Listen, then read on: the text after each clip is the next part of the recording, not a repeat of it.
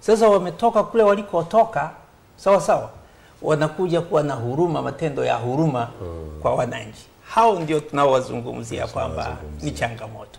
Magayula, wakati mwingine wananchi ni kama wanakaribisha aina hizi za matukio. Kienda kwa wananchi mikono mitupu kwamba jamani nimekuja natamani uchaguzi huu hapa mnifikiri, nataka niwasaidie tufanye hiki na hiki na hiki, nisaidie kupeleka shida zenu mbele.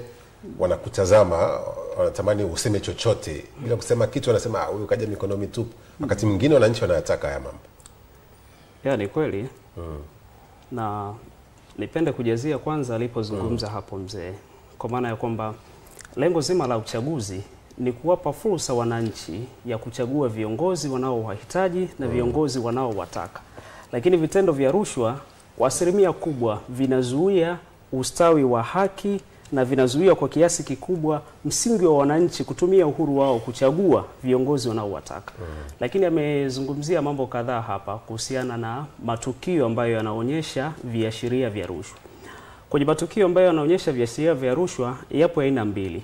Matukio kabla ya mchakato wa uchaguzi, kwa maana sasa tuko kwenye kipindi, na kuna matukio yale ndani ya mchakato wa uchaguzi.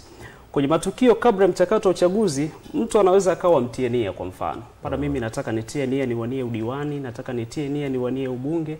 Atakuja na hizo proposal za kujisogeza, kujitambulisha kwa umma na kujisogeza kwa wananchi. Aidha utaona anatoa sana misaada, anakwenda misikitini, anakwenda makanisani, atakwenda extra mile, aanzishe ligi, vitu ambavyo vinaweza yeye mwenyewe vikampambanua zaidi kwa watu na tafuta namna ya kutengeneza ushawishi kwa umma. Hayo yote ni mazingira ya yeye kuweza kutengeneza rushwa. Lakini pia kuna yale mazingira ambayo tunayatazama ndani ya mchakato, kwamba huyo mtu, tuko kwenye mchakato wa uchaguzi, mtu amependekezwa na chama cha siasa kwenda kuwania nafasi aidha ya diwani aidha ya ubunge. Kuna matukio, na moja ya tukio ambalo kwa kiasi kikubwa ni kiashiria cha rushwa ni ahadi ambazo wanakuja nazo wagombea kwenye mchakato mzima wa uchaguzi. Mtu anaweza akaja na ahadi ambazo unaona kabisa hizi ahadi si ajenda ambazo hata tukimpa ridhaa huyo mtu anaweza akaenda kutekeleza. Mtu atakuja na ahadi, atakwambia kwamba mkinichagua mimi kila mwezi nitakuwa nawachukua wananchi kadhaa na wapeleka Birmingham Marekani huko kwa ajili ya kwenda kula bata.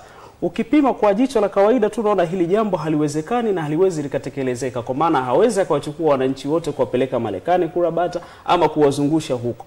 Unakuwa unajua kabisa hii ni ajenda ya yeye kuvutia ushawishi kwa umma ili waweze kumuunga mkono. Lakini moja jambo jingine, mtaziona propaganda zitakuwa zinaletwa na watu kwenye, either propaganda hizo zinaweza zikawa zinatumiwa na vyombo vya habari. Lakini propaganda hizo ni kwa ajili ya kuwachafua watu, kwa maana ya kwamba mtu mmoja yeye aonekane msafi lakini watu wengine waonekane ni wachafu, ili kuvutia ule upepo zaidi uweze kuegemea na kuelemea upande wake. Lakini pia kuna matukio ambayo yanajitokeza kwenye mchakato mzima wa uchaguzi tunapokuwa hapo. Hii issue nzima inayohusiana na matokeo ya uchaguzi. Kuna baadhi ya wasimamizi wa uchaguzi ambao unakuta